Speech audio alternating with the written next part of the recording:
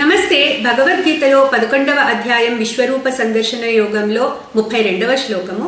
Shri భగవానువాచ కాలోస్మి లోకక్షయకృత్ ప్రవృద్ధః లోకాన్ సమాహర్తుమిహ ప్రవృత్తః ఋతే పిత్వాన భవిష్యంతి survey ఏవ స్థితాః ప్రత్యనీకేషు యోధాః.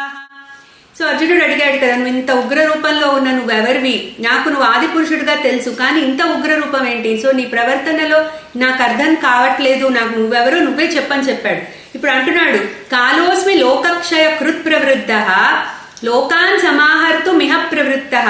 So నేను ఇక్కడ ఉన్న సమస్త జనులని కూడా సంహరించడానికి నేను ఇక్కడ ఉన్నాను. ఇక్కడ ఉన్నాను నేను. ఎందుకు? ఇక్కడ యుద్ధం జరుగుతోంది ఇప్పుడు. సో ఈ యుద్ధంలో చాలా మంది ఇప్పుడు పోవడానికి రెడీగా ఉన్నారు. సో వాళ్ళందరినీ నేను మింగేయడానికి నేను ఇక్కడ ఉన్న కాలస్వరూపుణ్ణి అని చెప్తున్నారు. సో ఇంకా నెక్స్ట్ ఏమంటున్నారంటే, ఋతే పిత్వాన భవిష్యంతి సర్వే ఏవ స్థితాః ప్రత్యనీకేషు యోధాః. సో నువ్వు ఇక్కడ ఉన్నా లేకపోయినా, ఋతే పిత్వా నువ్వు ఇక్కడ ఉన్నా లేకపోయినా, నువ్వు యుద్ధం చేసినా చేయకపోయినా వీళ్ళందరినీ ఇప్పుడు నేను సంహరించి తీరుతాను. సో అందుకని నేను కాలస్వరూపుడిలో ఇక్కడ విజృంభించి ఉన్నాను ఇప్పుడు నేను. సో నువ్వేదో అనుకుంటున్నావు, నువ్వు యుద్ధం చేయకపోతే ఏదో వీళ్ళందరినీ ఇక్కడ నువ్వు రక్షిస్తావని.